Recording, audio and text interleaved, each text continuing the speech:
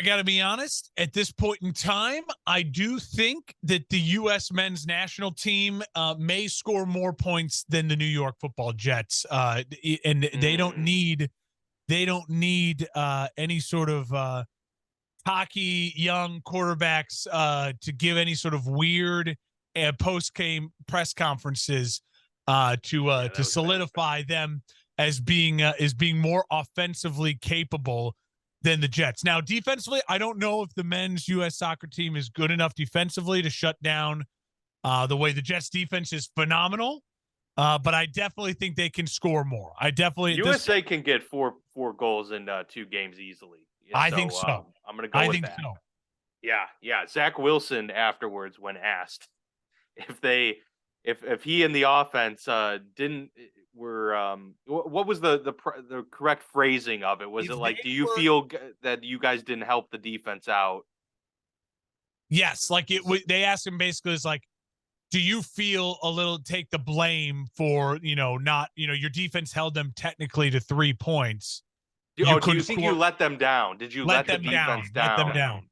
And he said no. But it's like that is such a layup. Like, they're just giving you the opportunity right here to just be the leader of the team and be like, absolutely, we can't ask our defense to allow fewer than 17 points a game, let alone 3. So yeah, I mean, what a silly response. That we could have brought bold strategy back for this one. We'll save it for another day. I will say you and I are vindicated. Today is like a vindication day for the people who've been anti-Zach Wilson from day one. I think I was trying to look back in the analogs, the annals of history on this show. I know we did a pre-draft ranking of those quarterbacks. I think we both had Zach Wilson 5 out of 5. We might have. If it was me, I might have had him 4 out of 5, but I definitely had Lawrence, Fields, Lance, and then maybe I had Zach and Mac. I don't remember, but I definitely feel that way as well. I feel strongly that it was that way. We'll have to look. I know it's out there somewhere. And honestly, I think we have enough now to make an informed opinion. Like, I think we really can say that it's not happening. Lance is the only one you can't have a strong opinion on yet. Lance, it's like, okay, I still want to see, I got to give this guy at least 10 more starts. I got to see a healthy quarterback, for him starting, until, 8, 9, 10 games next year. But yeah, no, Zach Wilson, Mac Jones, if I'm a fan of those franchises right now, I feel really confident. Like, I know as a Bears fan where you can like the guy and you can see the flashes, but also feel like this is not the person who is going to be in that position if we're winning a Super Bowl. Like, it just feels that way. And honestly, after Sunday Night Football last night, it's really, Patrick Mahomes is so good and bad for the NFL because he gives you that clarity, right? Like, you look at him and you watch him play and you go, wait a minute, my guy has to beat that guy?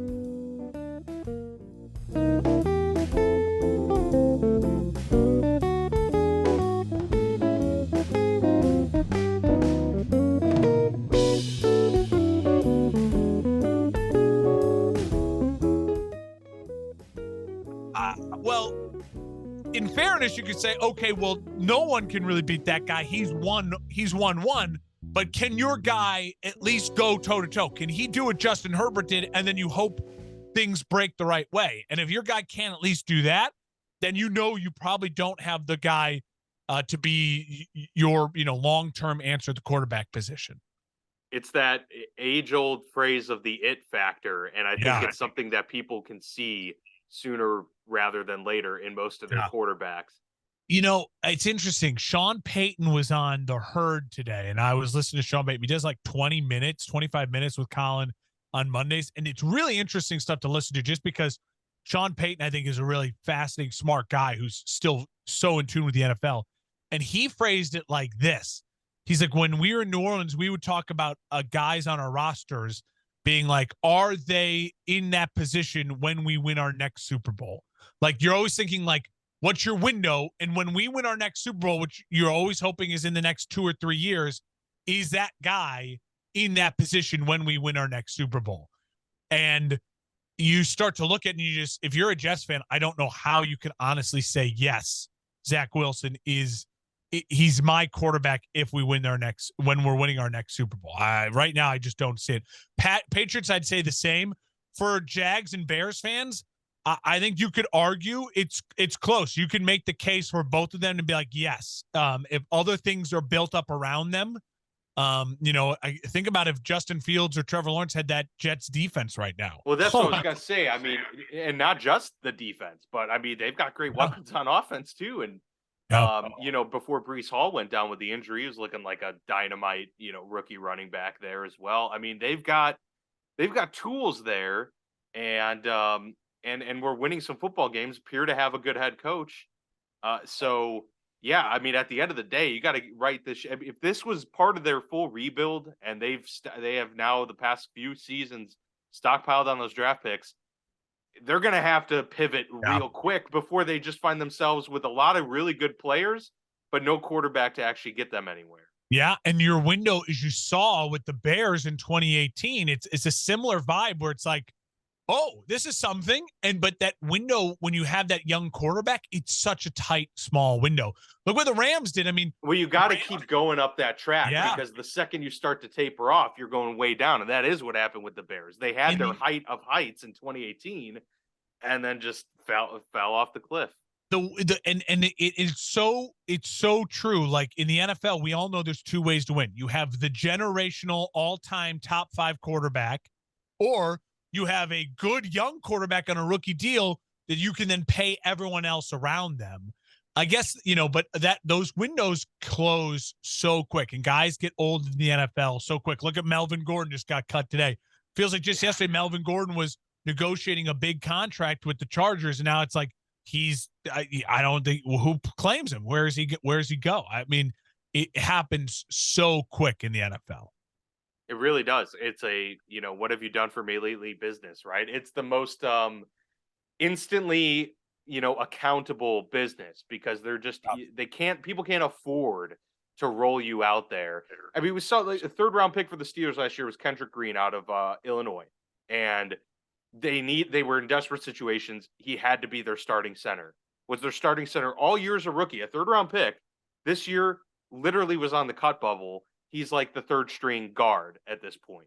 So it's like, they couldn't afford to double down with a guy like that. He was a 3rd round pick. They're like, no, it wasn't working. We have to move on. And that's, the NFL is very much like that. Baseball, you can hide guys in your lineup. You can make up for a lack of power with a Bryce Harper addition. Yep. You can offset guys a lot easier than a bunch of individuals playing a team sport. The NFL it doesn't work like that. It just doesn't. It does not. So that brings us to our Week 11 recap here on the Football Lounge with Mark and Dan. Mark mentioned the Melvin Gordon being cut. We had a couple other unfortunate items of news, that being the biggest one. Star tight end Kyle Pitts now is out for the season. He's going to have season-ending surgery from Eddie Jackson. A real bad shot there, and this is almost the season that wasn't for Kyle Pitts and the Falcons. Really, this just shuts him down. He's going to obviously torn MCL. He's going to be back ready to go to start next season. But this was kind of the direction the Falcons were going, not of course with injuries, but just in the fact that there was nothing promising on the horizon this year. And especially for a guy who's as talented, they used the number 4 overall pick on him. This is a moment to just, step back, get him super healthy for next year. Hopefully you get your quarterback right, whether it's in the draft or you find something in Desmond Ridder that you have. But that's what's going to happen there with the Atlanta Falcons without their starting tight end for the rest of the season. Meanwhile, and we'll talk more about this in the Chiefs game, but he has the 2nd longest win streak by a starting quarterback in road division games since the merger. He's 14-0 in road games in the division. That's wild. I heard when they were saying that stat, I mean, undefeated in November, December, also insane. That's unbelievable. But you haven't lost a road divisional game, and it's not like the AFC West is the AFC East when the Patriots are dominating, or the NFC North when the Packers have dominated in the years past. Like there's some decent teams, like Chargers. He had to play Phillip Rivers, and then right into Herbert, and then the Raiders made the playoffs last year. You know what I mean? Like the Broncos have been kind of up and down and pretty down since good Mahomes defense, started. Though. But good defense. It's not like they've been inept. It is Mahomes he is that guy. You're not that guy, pal. He is that guy, pal. And that was a great video, but he is that guy, pal. And last night was just a great example of it. Another great example of why he's the best in the league right now. Yeah, absolutely. Very clear. And then to circle back to the Falcons real quick, Cordero Patterson had a 103-yard return touchdown. So now he has 9 kickoff returns. That is the most in NFL history. I know a lot of people were confused with the Devin Hester news, but yes, Devin Hester is the most combined returns with punt and kickoff. Yeah. Patterson now is, but I will say though, Devin's the GOAT. There's no question about it. He's the greatest returner of all time. Probably will be, because especially the way kickoffs are going, that we're not going to have another dynamic person in that position. Cordero was one of the closest things we had seen to Devin Hester, though, even in the last 30 years to compare him to. Cordero would be the guy to get this. Good for him, because he is a really good returner. Well, I'll say this about Cordero. He also just different style. You think of Devin and Dion Hall, like smaller, insanely fast, shifty hips guys. Cordero Patterson's a big athlete. Like, he is downhill, straight line speed, one cut, can give a shoulder and he's gone. So Cordero is always fun to watch because he just did it a little differently as well. And I think that's what makes him so unique in the kick return game as opposed to the punt return. Like punt, it's all about, you have no momentum. You're starting from a standstill, and then it's about making moves, making guys miss, finding those tight windows and squeezing through. That's what I think is so special about Hester and like Dion and those guys versus Cordero. It's like, I'm catching this ball with a head of steam and I'm going to one cut someone and just boom, gone. And he did it to the Bears. I mean, he's one of those unique NFL players that probably won't be in the Hall of Fame, but he's really, really fun to watch, and an all-time great at what he does. Multi-purpose for sure. Yeah. Kind of like a Taysom Hill, but a little, a rich man's Taysom Hill, if you will. We also had the first punt return touchdown of the season, but we'll get to that when we get to the game. So let's start real quick with Thursday. Packers at home against the Titans. Love this game. Tennessee wins by 10. This was, this was a really signature win of the season for Ryan Tannehill. Really played extremely well. Outplayed Aaron Rodgers at the quarterback position for sure. And then Derrick Henry, of course, doing Derrick Henry things in this one. But, what stood out was just, once again, the Packers reverting back, riding the high from last week, and just how, it was like, oh, the offense has returned. And then week comes back. They're at home against a vulnerable Titans defense, really. And just absolutely no momentum out of it at all. I mean, Christian Watson seems to be developing at an accelerated pace, but they're just so out of sync. And the 1-2 punch of AJ Dillon, Aaron Jones is not remotely what we expected it to be. It's just been Aaron Jones. They don't have a rhythm. They don't have an identity. And Aaron Rodgers is sulking yet again. The vibes, it's just such a vibes game, honestly. Like, I know that seems stupid, but if you watch this game, you know what I'm saying. I watched the whole second half of this game, and it is just weird. Like, the Packers look like a bunch of people that don't want to be around each other. They look like the Bucks like 4 weeks ago when the Bucks were like, oh, Jesus, he's getting divorced. We know he's getting divorced, and this is so awkward. Like when they're just kind of not making eye contact and like, oh, I don't want to be here.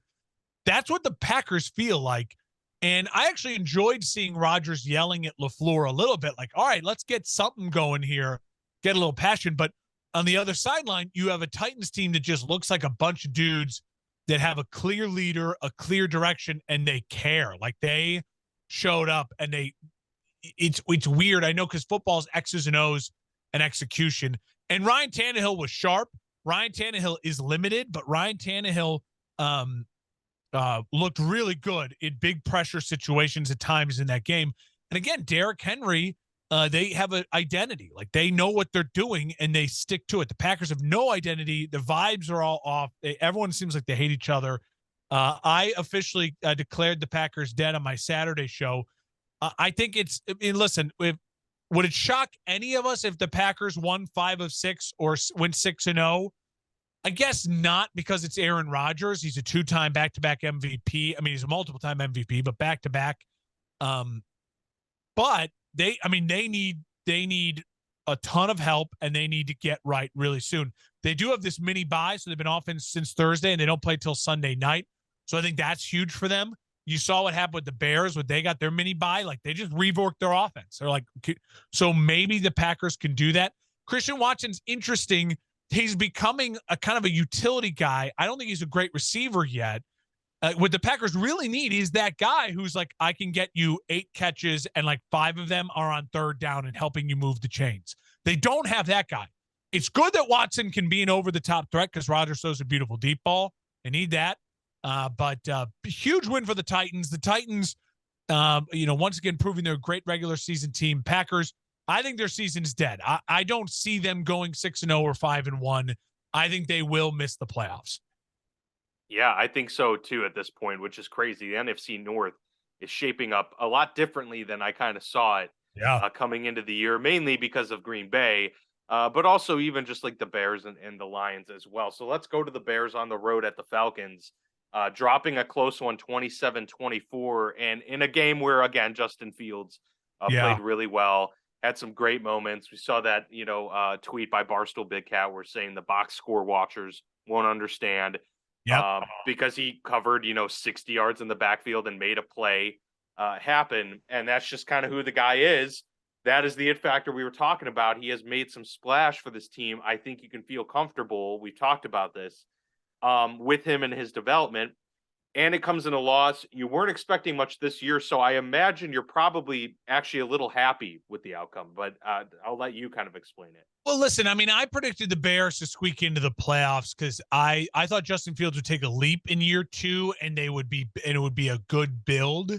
And clearly the front office had other ideas. I mean, you look at the Bears that I predicted to make the playoffs were the Bears that beat the Patriots on Monday Night Football a couple weeks ago.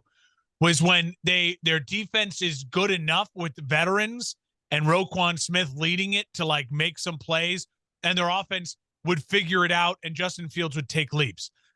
What they turn into though is basically this front office saying, we can fix this thing really quickly overnight if we get really bad. And they've gotten really bad on defense. Now there's some bright spots. The secondary I think is still very good. Sanborn, excuse me.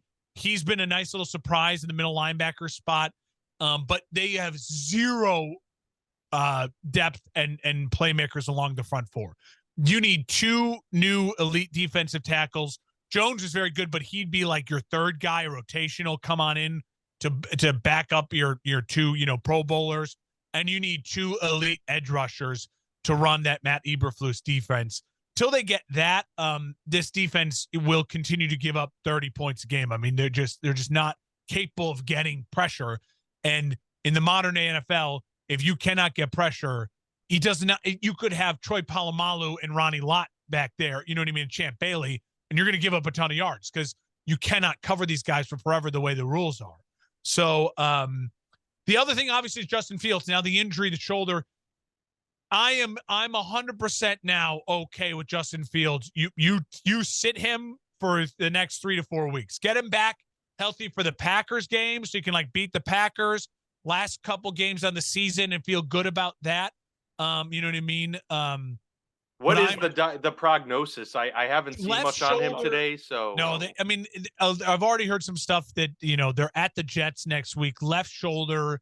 Nothing that I've seen like definite, but it looks like though it could be a little meniscus, some cartilage in the left shoulder, or a sprain, AC joint type of thing. It's his non-throwing shoulder, but at this point in time, again, Barstool Big Cat nailed it.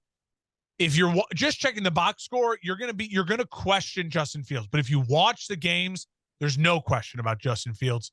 He's your franchise quarterback. And I do think the Bears are it's weird to say it, but if you look at those teams in the top like 5-6 draft picks, who would you want to be more than the Bears right now? They have draft capital.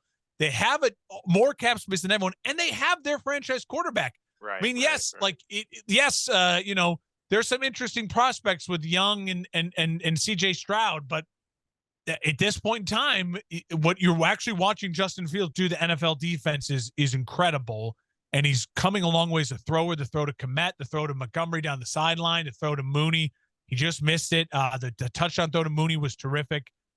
A lot of exciting things. I'm pro now sitting Justin Fields. And for the Falcons, again, they proved they're really feisty. And I think Ritter, again, Arthur Smith said, they brought it up in the broadcast, like, oh, maybe we'll see Ritter. And he's like, well, yeah, no, remember Ritter is he's basically preparing to be a starter. He's been one snap away from being our starter all season, basically saying like there's still a reason why he's not playing in the games. Yeah. And so I know at this point in time, I think the Bears have the 3rd pick in the draft. They're in a great spot because they don't need a quarterback. There's going to be a quarterback needy team who might trade up. They could get a bunch of extra picks, or they could take the left tackle from Northwestern. So I'm feeling great about the Bears, even though as long as the shoulder injury stuff is not too serious and it's more like a sprain and sit him for 2 weeks. Let what's his name from Northwestern get eaten alive behind the Bears offensive line. That'll be fine.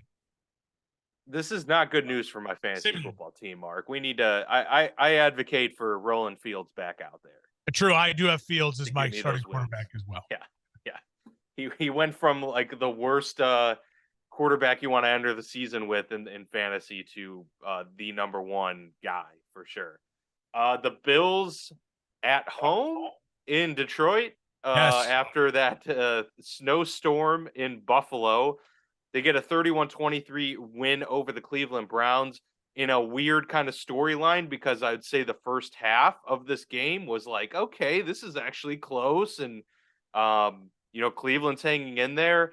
And then the final score didn't actually do justice to how much of a butt whooping this was kind of down the stretch. The Browns score 13 in the 4th quarter to make it a little bit closer than, what it was. But it still was a close game relatively throughout. But the Bills really needed to get this win here to kind of get back on track. They moved to 7-3. Browns fall to 3-7 now. They've got 1 week left before Deshaun Watson comes in. So, look, I mean, at this point, the Browns are completely out of it. They're not getting to the playoffs, even if Deshaun Watson goes undefeated. It's just not going to happen. But meanwhile, the Bills getting back on track. I thought this was an important one for them. And they had some glimpses of a run game here with Devin Singletary and company that has been kind of evading them for a little while. So overall, thought it was a good win for Buffalo. And Cleveland's just, there's just not much to comment on with the Browns right now. Mega win for the Bills just to stop the bleeding. You don't want a 3-game losing streak in the middle of your season. The Bills, it's all important for them to get the 1 seed. So keep trying to stack wins. They have the tiebreaker over Kansas City, I believe. Yeah, they beat Kansas City. And so that is that's what it's all about. Now they got to worry a little bit about Miami in division, because Miami's right there with them. But I wasn't shocked to see the Bills start slow. I mean, they had to go through a lot this week. 6 feet of snow. Some of the video you're seeing is crazy. For the Browns, got out of Buffalo. Yeah, I know. If I were the Bills, I'd just stay in Detroit. They play Thanksgiving. And now all of a sudden, though, that Lions game is looking tougher. We're going to talk about them in a second here. So Buffalo staying sharp, but if they can get, basically 3 wins in 2 weeks, because I think they play the Jets after Detroit. I'm not sure if you look at their schedule, but it's like Cleveland, Detroit, someone else, where it's like when you looked at that at the beginning of the year, you thought, oh, okay. And, 3 easy wins in like literally the span of 2 weeks because of the Thursday, Thanksgiving. That can help them. All of a sudden we'll feel more confident about this Bills team, kind of riding the ship using these 3. Is it the Jets? It's Lions, Patriots, and then the Jets. So Lions on Thanksgiving, okay, and then Patriots on December 1st. Yeah. So it's, it's kind of a 4-game stretch for them. Browns, Lions, Patriots, Jets. Can they make it through this stretch unscathed and all of a sudden have a 4-game winning streak after a 2-game losing streak? You'll feel really good about it. It's a great first step in the direction. I agree with you. The Browns, nothing to say. Except for this, I do think that Deshaun Watson coming back will be really interesting from this standpoint. Russell Wilson and the Broncos, we'll talk about them soon. And it's been an utter disaster. And they're locked in. Like, what the hell do they do? So if the Browns get Deshaun back and it's not good, and, again, he's going to have to knock off a ton of rust. But if by the end of the year, he doesn't stack 2 or 3 nice wins together and play really, really well, the Browns could feel a lot like the Broncos at this point and be like, what the hell do we do? Like, what? Obviously, they'll have a better excuse, like, okay, fresh start, full off season, everything rolling, adding draft, adding free agents and things, but they don't have picks. Their cap is going to become a disaster. And so it could get really nervous in Cleveland if the Deshaun coming back thing doesn't go well as far as play on the field and stacking wins. I want to get ahead of that story, because with the Broncos, it's a mess. It's a nightmare, and their fans are spinning in their heads like they don't know what to do. The Browns could be in that scenario by the end of the year too. And I found it interesting that they decided not to trade Kareem Hunt when he was requesting to be traded. Yeah. You could use all the capital that you need, and he's not, especially this year, has not been the impactful player for them that he was even last year as a dual threat behind Nick Chubb. So why not collect a 3rd rounder or a 4th rounder for him and get some more of that draft capital? That one didn't make much sense to me. Patriots at home against the Jets. Nobody wanted to win this game. It was 3-3 the entire time. My apologies to anyone whose CBS was carrying this game for you, because it was just brutal. And then right at the end, the Jets punt, and the punt is returned by Marcus Jones to the house in the most Jets fashion imaginable. They lose this one in those final seconds on that 84-yard punt return touchdown. 10-3 the final there. And amazingly, with as bad of a loss as it was, the Jets only dropped to 6-4 on the season. Yeah. And you're like, okay, well, you're not totally out of it, and they're 4-1 on the road, and there's a lot of surprisingly good things if you're a Jets fan.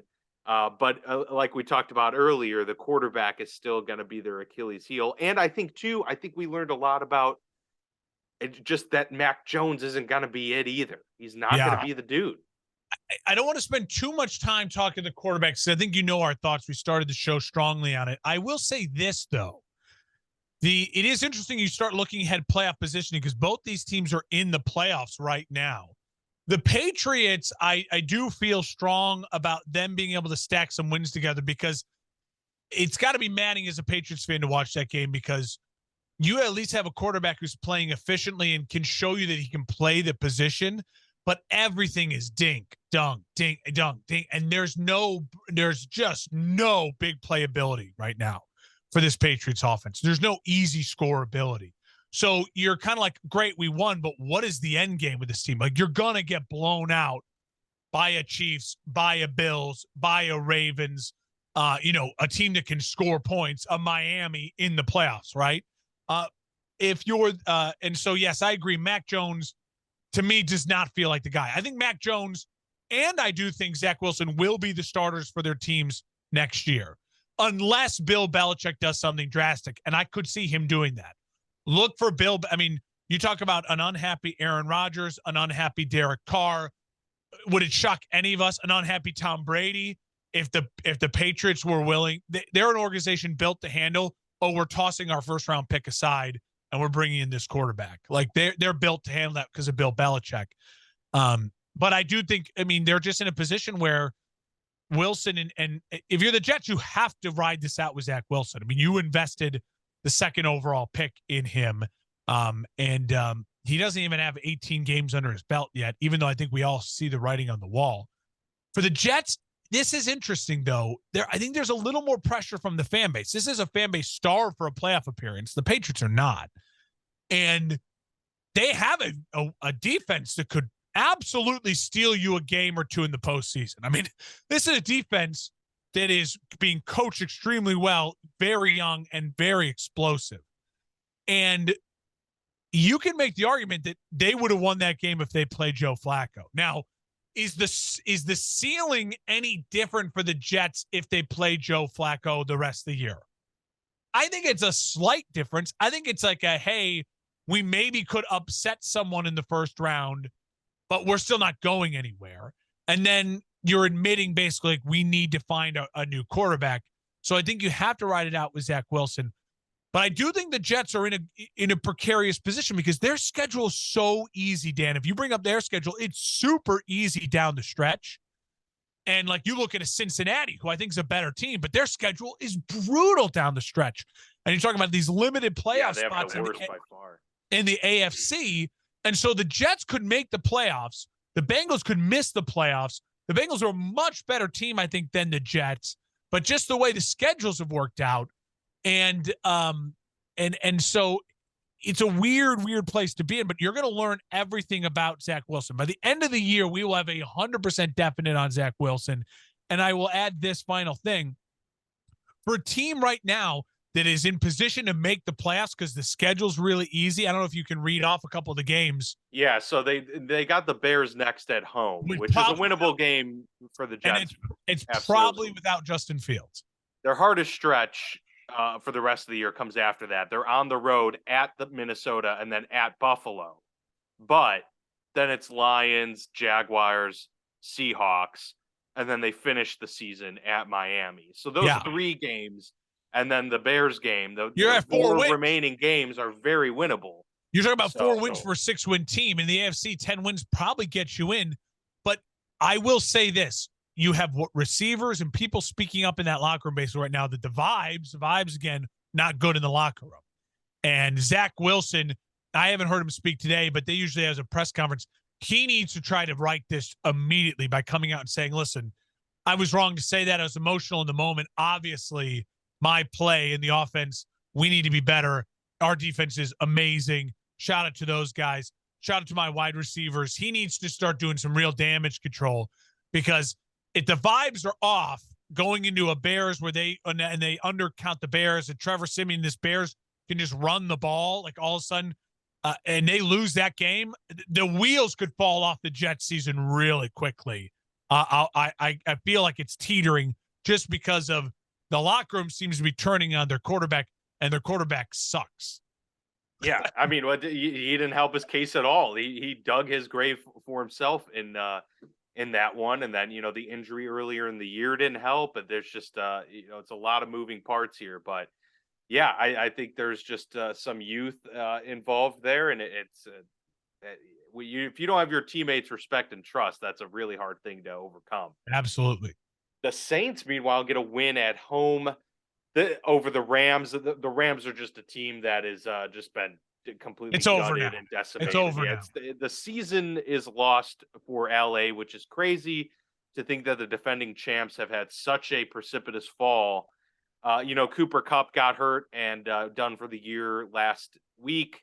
And then, you come back out here, Stafford, gets hurt again. It's just, there's so many things with LA that just aren't working. If I were LA, I would just, Matt, you're getting healthy completely. Like I would shut him down and just go the rest of the season as is. Try and figure out who your running back for next year is going to be because they haven't figured that out. Try and find some semblance of room. Meanwhile, the Saints are continuing to get it done with Andy Dalton, so it's clear they're going to stick with him the rest of the way, despite them still only being 4-7. They've won games with him. Chris Olave, already, a superstar wide receiver in this league. So, the takeaway is this is what happens when you make teams real top heavy and you get guys like a Von Miller last year that they went and got. It's a 1-year rental, but you're spending a lot of money. And You go and get a Matt Stafford, but he is aging, and he, was bringing lingering effects of an injury into this season. You try and insert Allen Robinson, who we all thought was going to go off this year.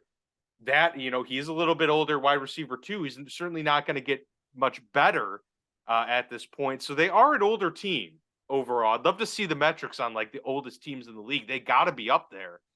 And I think that has played a part in it. The Super Bowl hangover, whatever you want to make of it.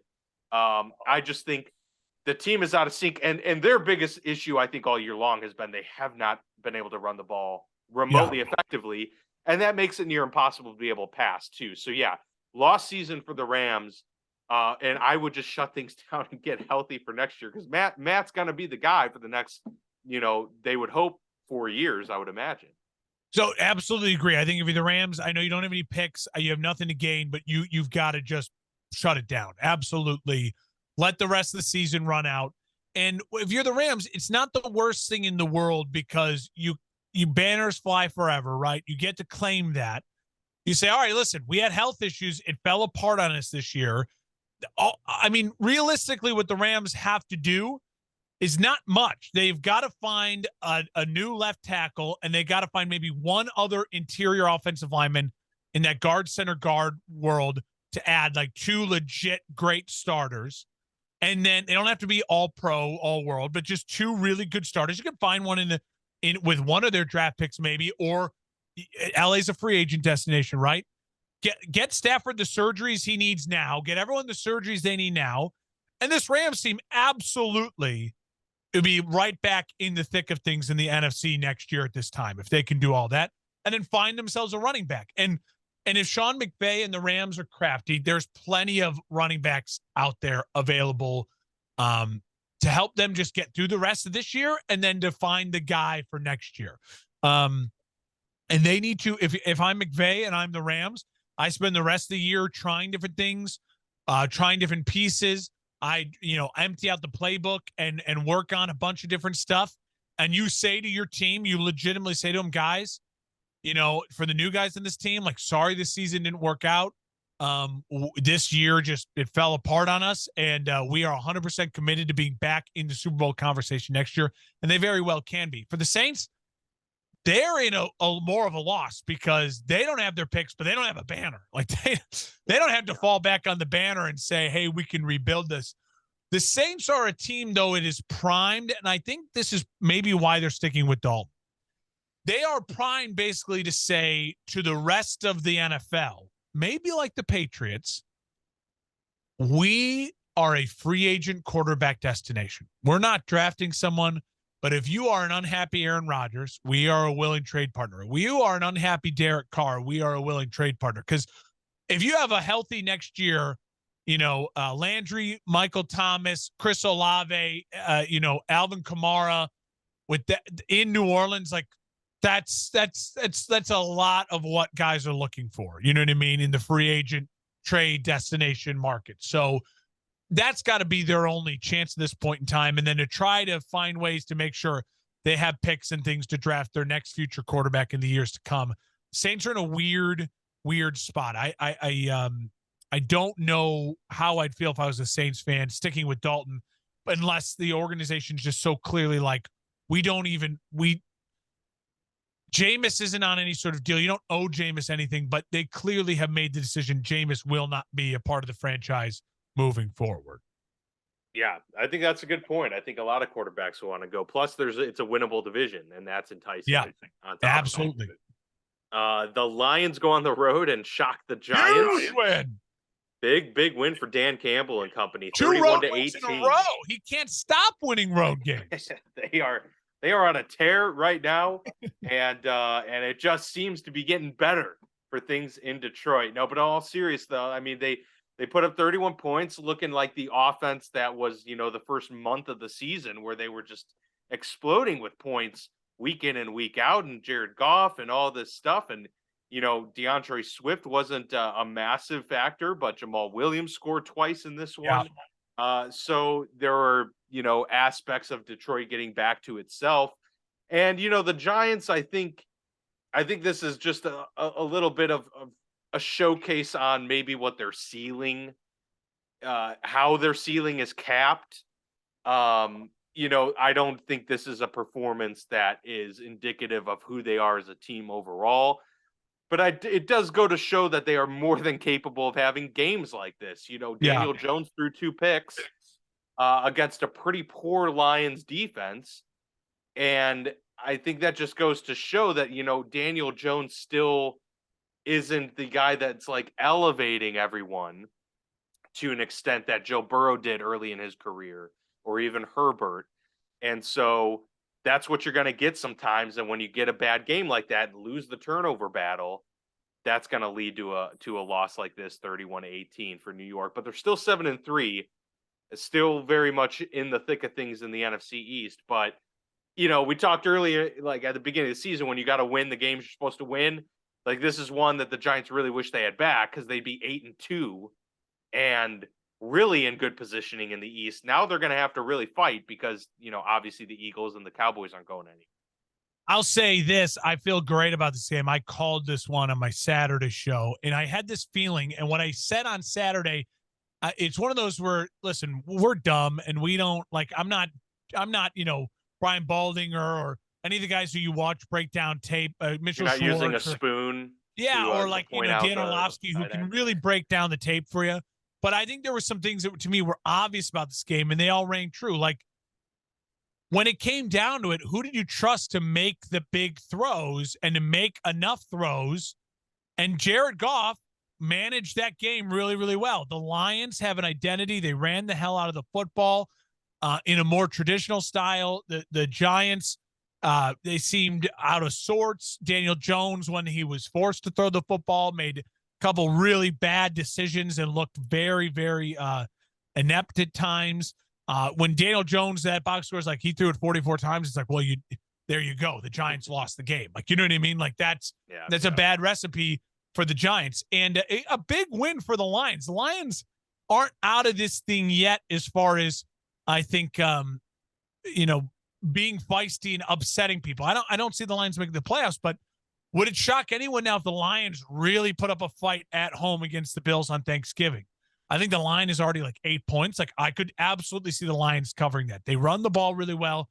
Jared Goff is smart with the football. He doesn't turn it over a ton. And they play with a real identity. And so credit to the Lions. And for the Giants, I think this was a coming down to earth game. And if your other teams, you look at this game and you just say, listen, we just got to make Daniel Jones throw the football. Get a lead, make Daniel Jones throw the football, and the Giants are pretty easy to beat. Yeah, very true. Meanwhile, some bad news for New York. Wan'Dale Robinson going to be lost for the rest of the year too. So he was having kind of a breakout rookie campaign himself. The Ravens at home, a 10-point win. This is kind of one of those situations it was where, you win any way you can get a win. And that's kind of what Baltimore does really well, is finds a way to scrap and pull out close games. It was 3-0 Ravens for the first half. Then it was 3-3 going into the fourth quarter. And then that's when the Ravens scored their 10 points to put them ahead on top. So, I mean, you don't feel great about, Baltimore against a lowly Panthers team. Meanwhile, Baker Mayfield was back at the helm doing his thing again. They haven't announced who's going to be the quarterback this upcoming week in Carolina. Not that it matters a whole heck of a lot. But for Baltimore, at the end of the day, you can't fault them. They got to win. Yeah. No, I mean, I feel this way, and we'll talk about the Eagles here soon. I feel similarly, so I'm just foreshadowing this. At times you just got to, you're going to win ugly. Like, it's the NFL. Like, there are times you just don't have it for whatever reason. But the important thing is the good teams have a chance to win the Super Bowl and to make a playoff run. Like, they found a way to win that game. They're like, all right, we were huge favorites. This team has come in. They clearly saw the press clippings. They have an interim coach who's getting them fired up. And they came to play, and we, sluggish, slow, but, you get a W. You find a way to win the game. So big for Baltimore. And for Carolina, they continue on the right path. They are all systems go for the 1 or 2 overall pick. It's exactly where they need to be. Yeah, they got to get themselves a quarterback, because unless they are that free agent destination that someone wants to go to, they're gonna have to. I think at this point you got to stop trying to patch things up and just get the rookie in there and find with your the next hope. dude. And Carolina has the chance to do, unlike I don't know what the Texans will do, but like they have the chance to get the coach and the quarterback at the same time. Put them on the same contract, and that's a desirable thing if you're a franchise or a general manager when you're starting about, kind of starting fresh. You spoke about the Eagles, so we'll go to that. The Eagles with a 1-point slim victory over the Indianapolis Colts. This one also kind of a weird, interesting game as the Colts jumped out on top early, and then it was kind of just like a lot of field goals until the fourth quarter where the Eagles started to kind of work their way back. And then Jalen Hurts gets the go-ahead touchdown with under 2 minutes to go in the game. Late. And that extra point gets them the win. This was like a tale, like the Colts could never like punch it in. They had to settle for a ton of field goals in this one. Yeah. And then at the end of the day, like the Eagles, even in a game where they didn't perform terribly well, like if you let them remotely hang in there, then they're going to find a way to break it open. I mean, AJ Brown had an uncharacteristic day, had a fumble. But still, at the end of the day, they found a way to win. And of course, it was Jalen Hurts to get it done.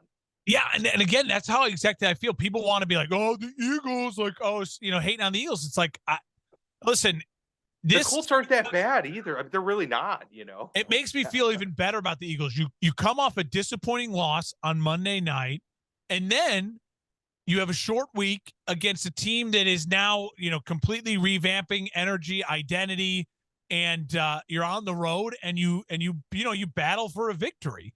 This is the type of thing. It's like, no, I'm glad they won this game. Like seeing them win this game. If they lost this game, I'd be like, oh, this is bad, because now it's a 2-game losing streak. Now it's like they don't know how to win close. They're struggling in these grind out games, but they were in a grinded out game at home. They lost that one. They went on the road in a grinded out game, and they found a way to win. Yeah, Hurts wasn't great, but again, the only quarterback right now in the NFL that seems to play great every week is Patrick Mahomes. Like, that's the list.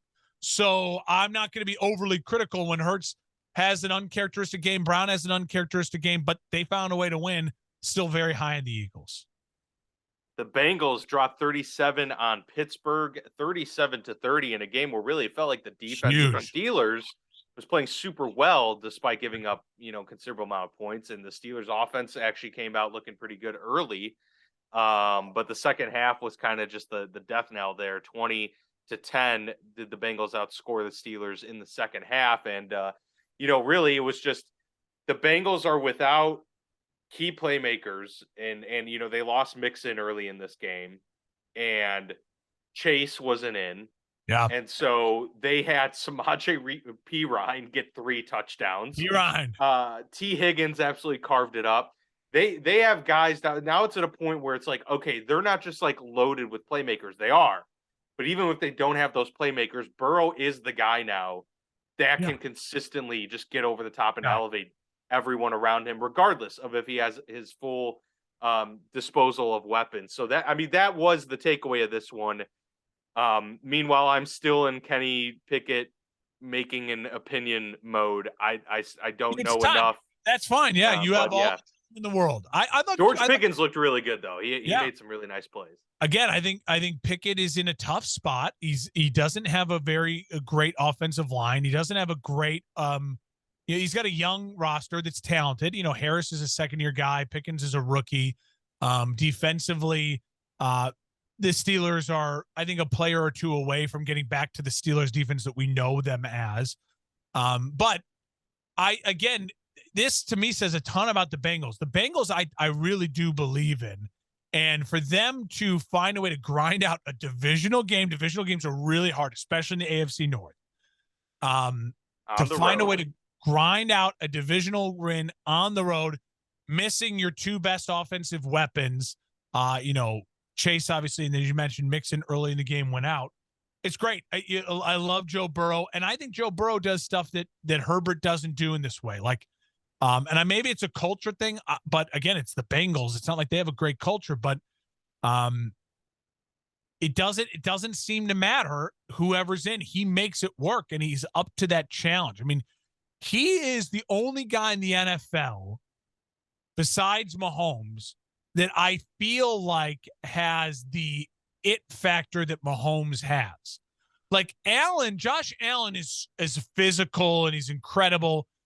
But I don't know if he has that it factor. Justin Herbert, physical, Interesting imposing. take. Physical, imposing, rocket arm, but I don't think he's got a great personality of like leader, like funny, charismatic, sarcastic a little bit, doing the podcasting stuff. Yeah. I think there's just something, there's a different it factor to Joe Burrow. It's Joe Burrow sitting back with the cigar. Yeah, winning the national championship. Josh Allen's it factor is like a big kid, and it's like it's infectious, but it's different. Like Joe Burrow, that's that dude. Like, and Patrick Mahomes has that. Now Burrow is not as arm talent, as mobile, as physical, as physically gifted as Mahomes. So that's where Mahomes is the next level. But I really feel that way, that Burrow is the only guy in the league that has that. And on a consistent basis that we've seen. I think there's some other guys that have shown flashes, but is it consistent? Love the Bengals. I think it was a great win for them, even though it was high scoring. The Bengals defense showed up in the second half. Again, like this second half defense really help them let the offense crawl back into this game. And you're absolutely right to feel your way about Kenny. This is a rookie season. You absolutely know that Kenny Pickett's your starter going to next year. You absolutely hope that they do a ton in the offseason to surround him with more to be successful, or more to at least give you a fair assessment of what can this guy be. Yeah, next year will be very telling, I imagine. But, we've seen some good. We've seen a lot of bad. So just, hope to continue to see some progression in that area. The Commanders talked about it last week, sticking with Taylor Heineke. And he all he does is win, baby. 23-10 over the Texans. So Houston's pretty much a shoo-in now for the number 1 overall pick next year. I mean, it's going to be hard to find them getting to 3 wins at this point. They're 1-8-1 right now. Not a whole lot of takeaways out of this one. I'm surprised at how they've been able to iron out the running game in Washington. Heineke has been able to unleash things within the offense that just Carson wasn't able to, and they're just finding out they're competing, and that's a little bit different maybe than what it felt like earlier in the season. So good win for Washington. They're 6-5 too, so they're still in a race for a playoff. No, you got to feel great if you're Washington. Again, this was like obvious letdown spot.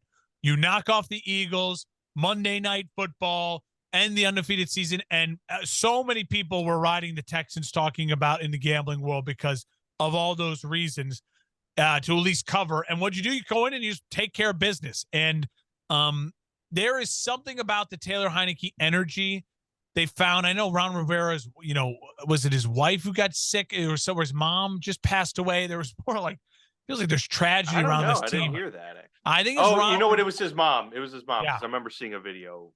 And so like this team just they've rallied around him, and I would not be pumped if I was Washington starting next year with Taylor Heineke, unless a lot of the way the chips are going to fall. I don't think Taylor Heineke is you build around him type of guy, but I do think Taylor Heineke is the new version of Ryan Fitzpatrick. I mean, he's got an energy. He's got a style of play. He's got that XFL thing to him. He was rocking the chains they showed on the plane back, kind of like a cool Kirk Cousins. They have good energy going right now. And for Washington, what's their ceiling? I don't know. I don't think it's very high, but I do think now they're a team you don't necessarily want to play right now. They're kind of putting things together, and that defense is showing up a little bit. Still not a Ron Rivera style, thought of like top 5 defense, but Chase Young first game back, and they took care of business in a massive letdown spot. That's huge. Yeah, they are limited, but they are finding ways now to scratch and claw, and that can get you far in November and December, no doubt about that. Overtime game now, Raiders at the Broncos, and the Broncos' woes continue. Meanwhile, Devontae Adams gets about as wide open as you will ever see in the NFL for the overtime touchdown. He absolutely carved them up. 7 catches, 141 yards, 2 touchdowns. it was hard not to see the Raiders pulling out this win, especially given kind of the emotional weight of Derek Carr, really being very open at the mic last week and even the week before. By the way.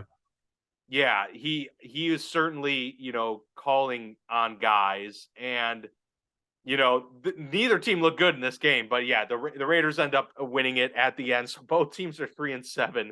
Not remotely where I saw these programs being at the beginning of the season, but this is where we're at, and the Raiders get the OT win. Don't feel really great about either. I mean, there was sloppy play, and it was just kind of a weird game again for the week. But yeah, Russell and company still looking, just things aren't going well in that Denver offense. But Nathaniel Hackett did turn over play calling duties, so there's that. He's at least taken on that accountability.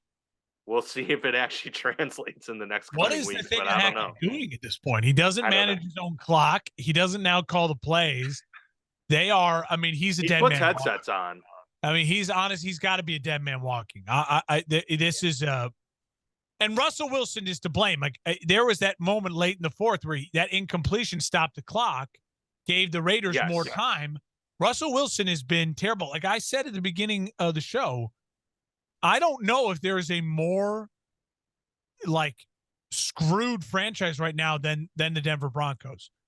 You are absolutely tied to Russell Wilson, and he looks shot. He looks confused. There's storylines coming out midweek that teammates, you have to make an appointment with someone to actually talk to Russ. Like the dude is just, I mean.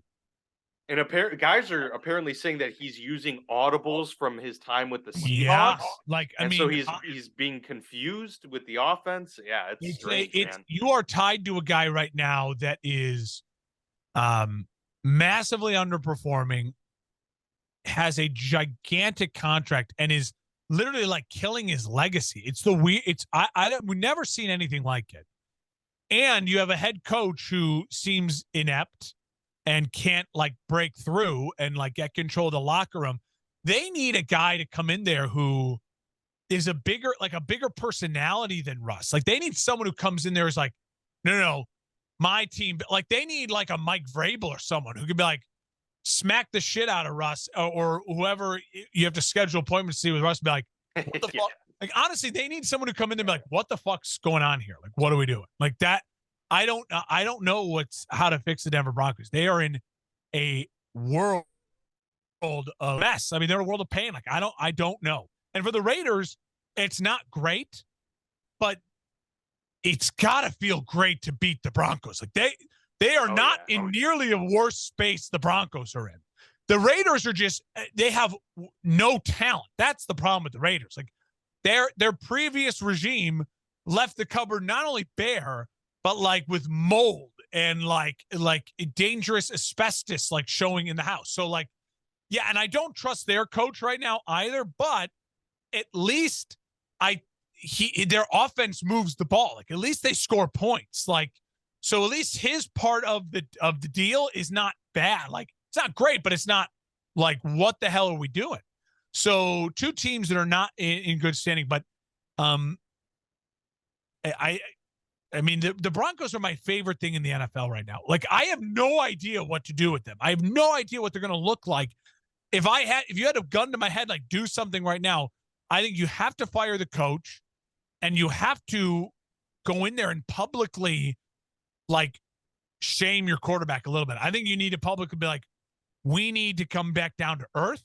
We need to put a lot of distractions away. We need to get this locker room and more together, because it seems as though they have the opposite problem. Like, a little bit of the Jets, like they have a quarterback who seems disconnected with everything going on. Only this guy is making so much money that it's rubbing people wrong. At least with the Jets, it's like, yeah, we got an arrogant rookie. We can kind of maybe put him, a second-year guy. We can maybe put him in his place a little bit more. I don't know what you do with Russ. I really don't. I wonder if he was the shiny toy that they just couldn't resist, because it doesn't appear that they did much homework. I mean, once you start hearing these stories and stuff, maybe that's a guy you stray away from despite his talent. Like if you're trying to build a team and championship teams, you want someone that teammates love to play with and for, and it doesn't Well, seem like that's. I mean, none of us did our homework. I mean, Russell Wilson, Yeah, but we don't have access that yeah. the teams do with the interviews and stuff like that, you know? Every single person said that it was a win for Denver. I mean, I think there was multiple national hosts that picked Denver to not only make the playoffs, but maybe win that division. Oh, sure. Yeah. People thought, wow, we're going to finally get to see Russ, like, and it's been an absolute disaster. I mean, just disaster. And I would feel better. I would feel much better as a Raiders fan this morning than a Broncos fan, like much better. Yeah. Yeah. I agree with you there. So the Cowboys go on the road at Minnesota. Oh, love this. The Vikings score a field goal in the first quarter and just never scored again.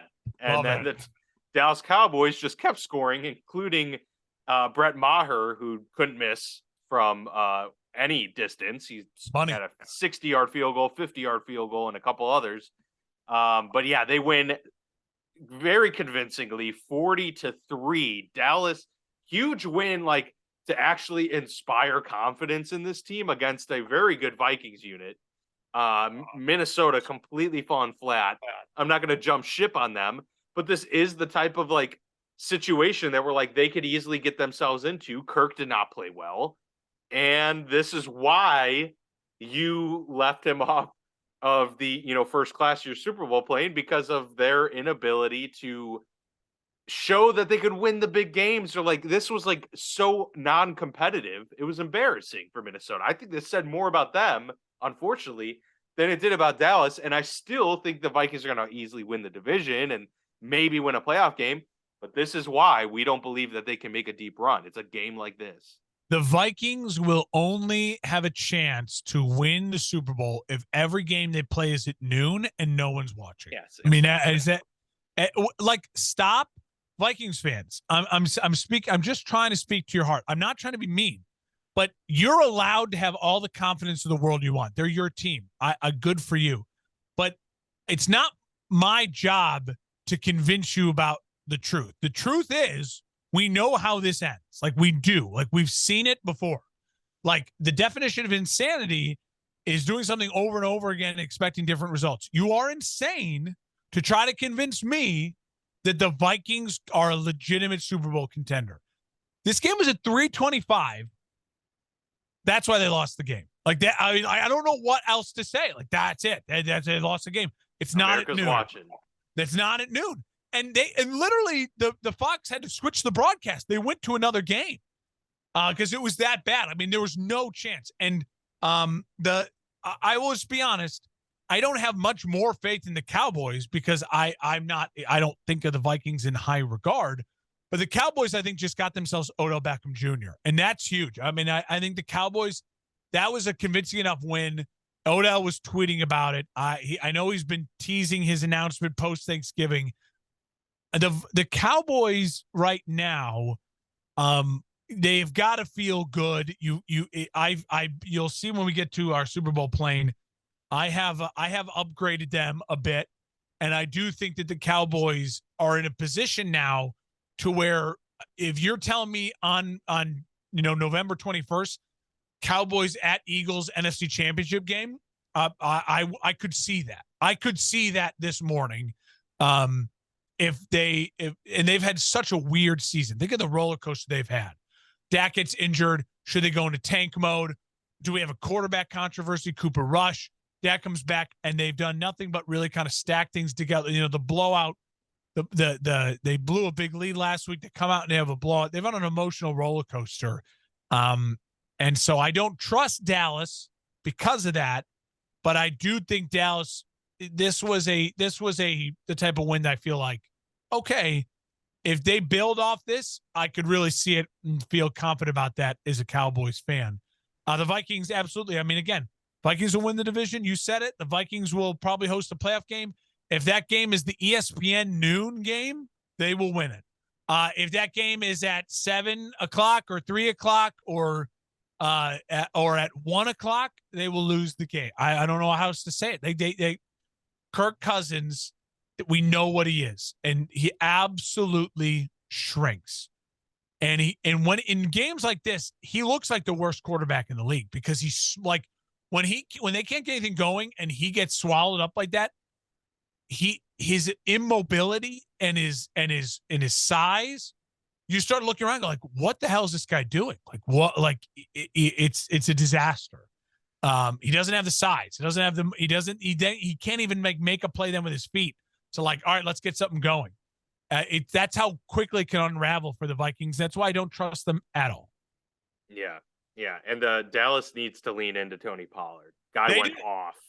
They have, and that's what Dallas, again, remember when Dallas was 13-3, Dak was a rookie. Like they ran the ball a ton. Yeah. They had big playmakers, and that's what Dallas, if they can especially get Odell Beckham, they're running the ball really well. They have big playmakers. There's no reason why Dallas can't kind of recreate that vibe. We'll go to the Sunday night game. This was a thrilling one. Great Chiefs to watch. Win on a final, fourth quarter comeback drive from Patrick Mahomes. It was vintage Mahomes, which we basically get every week. Travis Kelce, 3 touchdowns, it's huge, 115 yards. He's on pace. Travis Kelce is at age 33 to have career highs in every meaningful stat. It's unbelievable what he's done in the last 4 or 5 years at the tight end position. Mahomes is just otherworldly. And the Chargers getting flack now. I wasn't able to watch this game live. I work really early in the morning, so I got to see the extended, like 20-minute version of the highlights. I'm failing to see the point where there is this controversy about Brandon Staley punting it to the Chiefs, because I didn't see that part in the 20-minute synopsis. So I don't know if you saw that, but I watched the whole second half. I don't know. Where do they talk? There's this thing about people are giving Staley grief because he was saying, I was confident in our defense. Our defense had been stopping him. And everyone's like, well, yeah, but you don't give it to Mahomes. And I'm seeing those over and over online, memes and GIFs about it. And so I was curious as to when they must have punted it away. Their last punt was 3 plays. And where was that at? Right, because they scored a touchdown on the drive before giving up the final touchdown. So it must have. It might have been, at the end of the first half, perhaps. I'm not sure. They didn't punt at the end. Their last punt in the first half was, in the second quarter, midway through the second. Yeah, so I don't know if there was just a point in the third quarter, perhaps, or just something where. Funny, I don't know what you're seeing online, but yeah, listen, I'll just say this, and what I actually watched in the game, the Kansas City Chiefs have done something we've never seen in NFL history before. Like, we knew you didn't want we knew Peyton Manning has the ball, to drive to win the game, or Tom Brady has the ball to drive to win the game. Like, that is something, but this whole, you're not only battling Mahomes and the Chiefs, you are battling the clock. Like, you literally have to find a way to score, to give yourself a tie or the lead with under 30 seconds. Like, I mean, or they have no timeouts. And I know you're going to say, well, Mark, he did it with 13 seconds. That is such revisionist history. The Bills blew that game. Like, that defense they defensively blew that game. That was more on the Bills than it was Mahomes. But we are at a point now with Mahomes. If he has more than 30 seconds and at least one timeout or two, you have all the confidence in the world that he will find a way to tie the game or to win the game. And it's an incredible thing. What I loved about this game is that the Chargers. Oh, here it is. I'm seeing it, by the way. What is it? Go ahead. Go for it. They punted midway through the third with 5 minutes to go, and it looks like it had to. It was 4th and inches. Chargers were up 20-16, and they were at their own 34-yard line. They were at their own 34, but they had inches to go to convert, and they decided to punt it, and they were up by 4 at that point. You're at your own 34. You have to punt it. Yeah. So I don't get but they're beating up on them about it because they're saying, I mean, yeah, the Chiefs went and scored a touchdown, but then you still took the lead. I don't get that is controversy. That was, they're late in the third, granted, but you're on your own 30. You're not in Chiefs. It's a 4-point game. I'm totally fine with that. And you pinned them to the KC 14. I mean, like you start like that was a good punt. Now I will say we haven't seen them use Justin Herbert sneaks very much. It's like the dude's huge. He's 6'6". Yeah. Like use in those situations, like I'd be fine with like leaning on that a little bit more. But I mean that's not what lost them the football game. Oh no. I'll say this. I'll just say this. I think again, Mahomes is so different, so unique, so amazing to watch. But Herbert and the Chargers are the type of team that are uniquely built to beat the Chiefs. And it's weird, but you literally, in order to beat the Chiefs, you have to have, I think, three things. You have to have enough of a defense that focuses specifically on a pass rush. And the Chargers, when healthy, they do have that. You have to have at least one or two guys who are capable of just making a play. Keenan Allen, Mike Williams, when healthy. And I would also agree, Austin Eckler in there, like dump off to him, just getting a first down, like making a play. And then you have to have a quarterback who's at least on his best day capable of being as good as Mahomes. And Herbert is one of the 5 or 6 other guys in the NFL to say on their best day, they are capable of being better than or just as good as Mahomes. Now, that's all of that. You have to have all of that, and then you need a luck, like to beat the Chiefs. That, and that's just where the Chiefs are at. I mean, the Chiefs to me are the Super Bowl favorites. Mahomes is the MVP. He's the best quarterback in the league. The Chiefs were missing Juju Smith-Schuster. They weren't 100% for that game either, and they found a way to win against a divisional game on the road. And Mahomes was terrific late. Like that's the Chiefs. That's what they do. So big win for them. Chargers aren't dead yet for playoffs, but they need Keenan Allen to now be back, and they need to get Mike Williams back. And I know Bosa's nursing it. I think Bosa should come back at some point in time. I don't think he's done for the season, if I'm not mistaken. I know that Slater, the tackle, is. Yeah, no, I think they expect him to come back. So they need, Allen and Williams both played in this game, but Williams got hurt again. So I think they're probably not going to have Williams down the stretch here. So that's going to be Bosa back then, and you need to because Kyle Van Noy has been good for them, but like him being their kind of third, not their second with Mac, all of a sudden that defense gets their teeth back a little bit more. So the Chargers could be that team that late. Like when we're talking about week 17, all of a sudden, like it wouldn't shock me if we're talking about the Chargers. Like I don't want to play the Chargers right now, but right now, as constructed, I don't see them making too much noise. Yeah, me neither. And meanwhile, I'm so confident that the Chiefs are my Super Bowl pick, and they have been for a while. Like it's just, I don't see anyone being able to beat this team, in an environment like a playoff game as they stand right now. It's just been too much from the Chiefs. All right, let's get to that Super Bowl plane. We haven't. It's been a couple weeks, so let's see what you got updated on there. I got the let's start with the first class. It's the Chiefs and the Eagles. They are in it from, again, same as last week. No changes to first class. The Bills are sniffing it. They were in first class for a long time. The bathroom was busy up there, so they went back to the bathrooms at the back of the plane to use it, and they haven't been able to get back up. They're kind of playing, with the drink card a little bit. This win helped them. But the Chiefs and the Eagles, those are the two teams right now that I feel confident about winning the Super Bowl. I think the Eagles, if they get the right opponent out of the AFC, could absolutely win. The Chiefs, I don't think it matters at all. They're absolutely the favorites, no matter what. Business class for the Bills.